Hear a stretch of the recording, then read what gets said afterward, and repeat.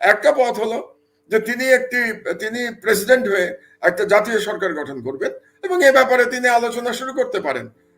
ফ্যাসিবাদ এবং ফ্যাসিবাদের দোসর দলগুলিকে বাদ দিয়ে বাকি যে সমস্ত দল আছে তাদের সাথে আলোচনা করতে পারেন। তারপরে ছাত্রলীগ নিষিদ্ধের দাবি, এটা একেবারে যৌক্তিক দাবি। ছাত্রলীগের চেয়ে বড় সন্ত্রাসী জঙ্গি সংগঠন বাংলাদেশে কখনো সৃষ্টি হয় নাই। বাংলাদেশের জন্ম থেকে ছাত্রলীগ একটা সন্ত্রাসী সংগঠন। প্রথমেই যে তারা নিজেদেরকে অন্তর্বর্তীকালীন সরকার নাম দিয়েছে, এই নামটা তো আর কেউ দেয়নি, তারা নিজেরাই দিয়েছে।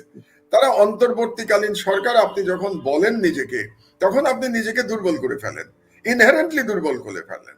তার মানে হচ্ছে এটা আপনি একটা অল্প সময়ের জন্য এসছেন, এরকম একটা ইঙ্গিত দিয়ে দেন। এবং যে সরকার অল্প সময়ের জন্য আসে সেই সরকার সম্পর্কে মানুষের ধারণা হয়ে যায় যে এটা একটা ইনহেরেন্টলি এ উইক গভর্নমেন্ট। এটা একটা। দ্বিতীয়ত যেটা হওয়া উচিত ছিল, সেটা একটা বিপ্লবী সরকার নাম দেওয়া উচিত ছিল প্রথম থেকেই। এবং আসলে তো বিপ্লবের মাধ্যমে এই সরকারটা এসছে। তো সেই সরকার, বিপ্লবী সরকার কেন নিজেকে তারা বলল না, এটা আমার কাছে ওই যে বলে না $1 বিলিয়ন কোয়েশ্চেন, যে তারা কেন বললো না? তারা কি বুঝতে পারলো না, নাকি বিপ্লবের চেতনা তারা ধারণ করতে পারলো না? এটা আমার কাছে খুব বড় প্রশ্ন। এবং আরেকটি হচ্ছে যে সংবিধান, শেখ হাসিনা এই সংবিধানকে রীতিমতো একটা গার্বেজে পরিণত করেছে। আমি এটাকে গার্বেজই বলি এখন সংবিধানের যে অবস্থা, সেই গার্বেজটিকে এদের ধরে রাখার কি দরকার পড়লো? এবং এই গার্বেজটির মাধ্যমে কেন প্রফেসর ইউনূসকে শপথ নিতে হলো, এটা আর একটা বিস্ময়কর ব্যাপার। কারণ এই গার্বেজে যে যা করা হয়েছে, এই গার্বেজের কারণেই কিন্তু ফ্যাসিবাদের আইকন শেখ মুজিবুর রহমানের ছবি বিভিন্ন সরকারি অফিসে এখনো ঝুলছে। অথচ এই বিপ্লবের পরে শেখ মুজিবুর রহমানের ছবি কোথাও কোনো সরকারি অফিসে থাকার কোনো প্রয়োজনই ছিল না। এবং তখন যদি এই সংবিধান সাসপেন্ড করে দেওয়া হতো, সরি, স্থগিত করে দেওয়া হতো এবং সরকার নিজেকে বিপ্লবী সরকার ডিক্লেয়ার করতো, জনগণ কিন্তু সেটাই মেনে নিত। শুধু মেনে নিত না, জনগণ খুব আনন্দিত চিত্তে তারা এটাকে মেনে নিত, এটাকে সমর্থন করত। এবং তাহলে আরেকটা সুবিধা কি হতো জানেন, যে শেখ হাসিনার তো পতন হয়েছে, কিন্তু শেখ হাসিনা 15.5 বছর ধরে যে ফ্যাসিবাদের বীজগুলো বিভিন্ন জায়গায় বপন করেছে, মানে যারা ফ্যাসিবাদের দোসর ছিল, সেই দোসরগুলি তো সব জায়গায় ঠিক আগের মতোই আছে, মিডিয়াতে আছে। আজকে আমি একটা প্রেস ক্লাবের একটা অনুষ্ঠানে গেছিলাম, আপনি হয়তো দেখেছেন, সেখানে মিডিয়ার বিরুদ্ধে আন্দোলনের মিডিয়াতে বলা হচ্ছে যে এরা যাতে থাকতে না পারে, ফ্যাসিবাদের দোসররা যাতে থাকতে না পারে, এটা নিয়ে আজকে আন্দোলন ছিল। ব্যবসায়ীদের মধ্যে ফ্যাসিবাদের দোসররা আছে, তারপরে ব্যুরোক্রেসিতে আছে, পুলিশে আছে, মিলিটারিতে আছে, সর্বত্র আছে। কিন্তু এটা যদি তখন বিপ্লবী সরকার হিসেবে শপথ নিত, তাহলে আমি মনে করি এতদিনে ফ্যাসিবাদের যে দোসর যারা আছে তারাও কিন্তু উৎখাত হয়ে যেত।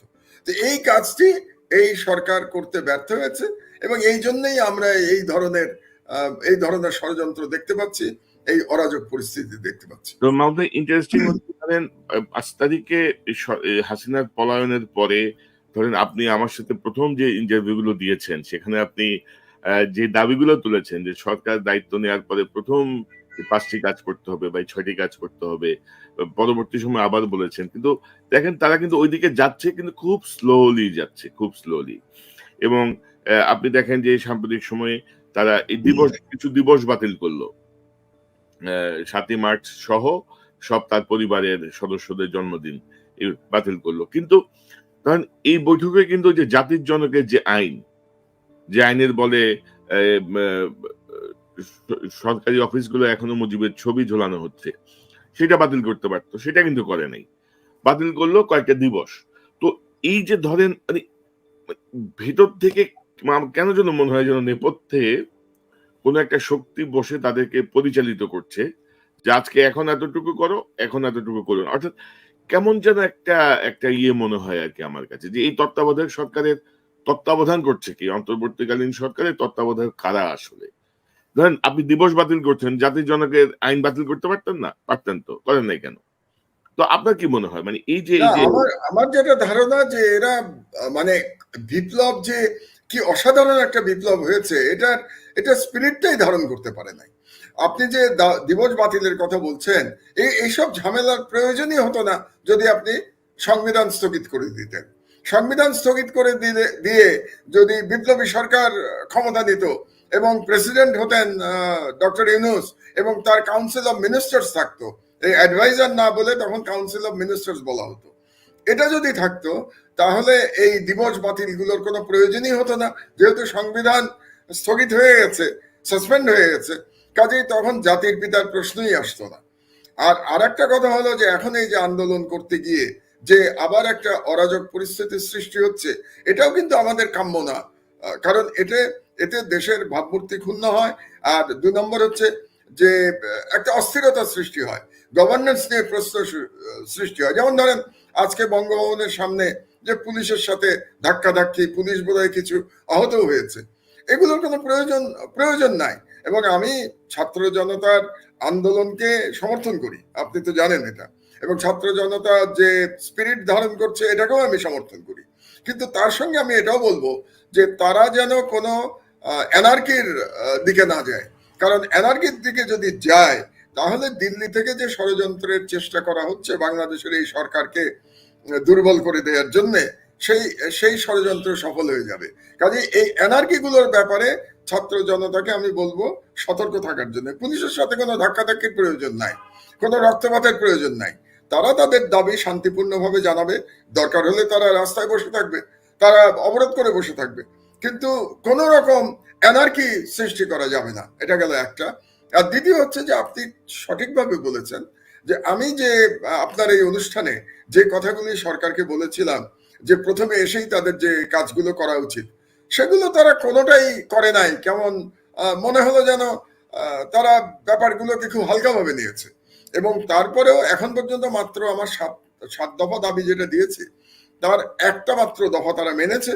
সেই দফা মানার ক্ষেত্রেও আমি দেখেছি তাদের ইন্টারমিনিস্ট্রিয়াল যে কমিটি করেছে আহতদের চিকিৎসা এবং পুনর্বাসনের জন্য, সেখানেও তারা ভুল করেছে। ইন্টারমিনিস্ট্রিয়াল কমিটিতে তারা অর্থ উপদেষ্টাকে রাখে নাই। তো আপনার বাজেটে টাকা আসবে কোত্থেকে? টাকা দেবে কে আপনাকে? আর বাংলাদেশের ব্যুরোক্রেসিকে আমি চিনি তো, 5 বছর তো আমি সরকারে ছিলাম। এখন এই কমিটি থেকে যখন প্রস্তাব পাঠানো হবে, আমি আপনাকে বলে দিচ্ছি, ফাইন্যান্স মিনিস্ট্রিতে ফাইন্যান্স সেক্রেটারি বলে দেবে আমাদের বাজেটে টাকা নেই, আমরা কোত্থেকে দেবো? এই পুনর্বাসন কিভাবে করবো আমরা? তো আপনি যদি অর্থ উপদেষ্টাকে এই কমিটিতে রাখতেন তাহলে কিন্তু এই অর্থ সচিব এই ধরনের আমলাতান্ত্রিক ব্যাপারগুলো করতে পারতো না। এটাও আমি জানি না এই পলিসিগুলি কারা করেন এই ইন্টারমিনিস্ট্রিয়াল কমিটি। আমি তো পরিষ্কারভাবে 4 জনের নাম বলেছিলাম। তো তার মধ্যে এই পরিবর্তনটার কোনো প্রয়োজন ছিল না আমি মনে করি। এই একটাই দাবি তারা মেনেছে।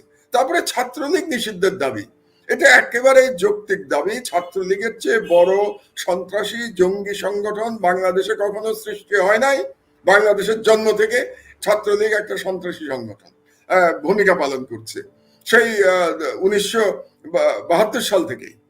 তো 72 সাল থেকে যারা একটা জঙ্গি সংগঠনের ভূমিকায় আছে, তাদেরকে আপনি জঙ্গি হিসাবে ব্যান্ড করে দেবেন, তাদেরকে নিষিদ্ধ করবেন, এটা করার জন্য আপনাদের সপ্তাহের পর সপ্তাহ সময় লাগছে। এটা করার জন্য আপনাদের এই ছাত্র জনতাকে আবার রাস্তায় নামতে হয়েছে, ঢাকা ইউনিভার্সিটিতে মশাল মিছিল করতে হচ্ছে, সারা দেশে মশাল মিছিল চলছে। তো এই যে এই ডিলে গুলো তো আমার মনে হয় যেন ইচ্ছাকৃতভাবে করা হচ্ছে। হয় ইচ্ছাকৃতভাবে করা হচ্ছে, অথবা যে প্রশ্নটা আপনি করলেন যে অন্তর্বর্তীকালীন সরকারকে কে চালাচ্ছে, তত্ত্বাবধান কে করছে, সেটা একটা প্রশ্ন। অথবা হতে পারে তাদের অযোগ্যতা। আবার অযোগ্যতার কথা বললে তারা মন খারাপ করেন। তা কেউ কেউ আমাকে বলেন, হ্যাঁ আপনি আমাদেরকে অযোগ্য বলেন। আমি তো আপনাদেরকে অযোগ্য বলতে চাই না, আমি আপনাদেরকে সর্বতভাবে সমর্থন করতে চাই। আপনার এই অনুষ্ঠানে আমি দুজনেই এই সরকারের প্রতি সমর্থন জানিয়েছি বিভিন্ন সময়। কারণ আমরা একটা বিপ্লবের পরে যে সরকার এসছে, ফ্যাসিবাদের পতনের পরে যে সরকার এসছে, তাদেরকে সমর্থন জানানো আমাদের নৈতিক দায়িত্ব। কিন্তু তার মানে তো এই না যে আপনারা আমাদের কোনো পরামর্শ শুনবেন না, আপনারা আমাদের কোনো পরামর্শ মানে উড়িয়ে দেবেন আপনারা, এবং তারপরে যেগুলো আপনারা ইমপ্লিমেন্ট করবেন সেগুলো এত কি বলবো, এত দুর্বল ভাবে ইমপ্লিমেন্ট করবেন। তখন তো হয় আপনাদেরকে আমার বলতে হবে যে আপনারা ইচ্ছা করে করছেন না, অথবা আপনারা অযোগ্য। এখন কোনটা আপনারা নিজেদেরকে মনে করেন সেটা আপনাদের ব্যাপার। তো এই যে দুর্বলতা, অন্তর্বর্তীকালীন সরকার নামের পিছনেই দুর্বলতা, এই যে নাম দিয়ে তারা যাত্রা শুরু করেছে, এটা শেষ কোথায়? কাজে আমি ব্যক্তিগতভাবে মনে করি, আপনার অনুষ্ঠান থেকে আমি পরিষ্কারভাবে বলতে চাই যে এই অবস্থার থেকে উত্তরণের জন্য আমাদের একটা জাতীয় ঐক্য দরকার। এবং জাতীয় ঐক্য যদি দরকার হয় আমাদের, তাহলে আমি মনে করি আহ, দুটো পন্থা আছে, দুটো পথ আছে প্রফেসর ইউনূসের সামনে।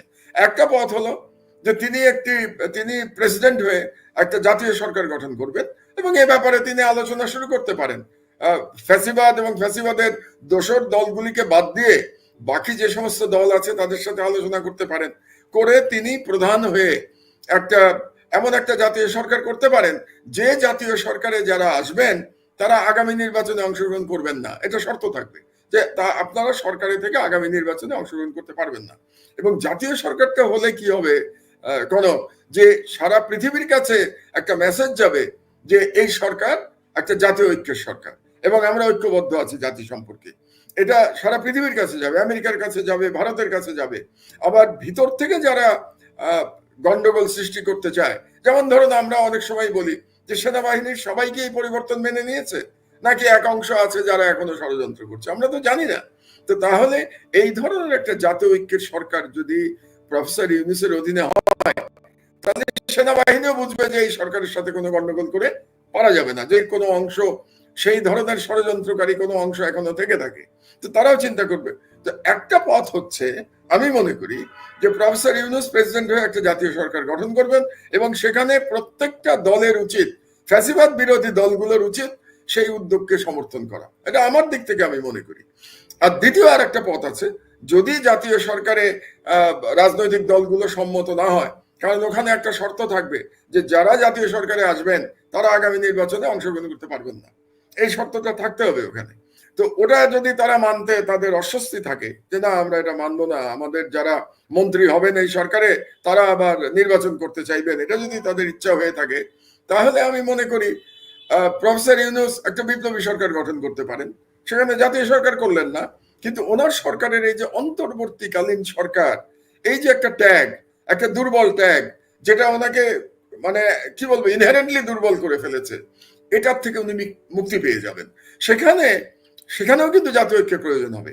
তাহলে সব দলগুলোর বলতে হবে যে ঠিক আছে আমরা আসছি না আপনার সরকারে, কিন্তু আপনি যদি বিপ্লবী সরকার হিসেবে পরিচালনা করতে চান দেশ, তাহলে আপনাদের কাছে আপনার প্রতি আমাদের সমর্থন থাকবে।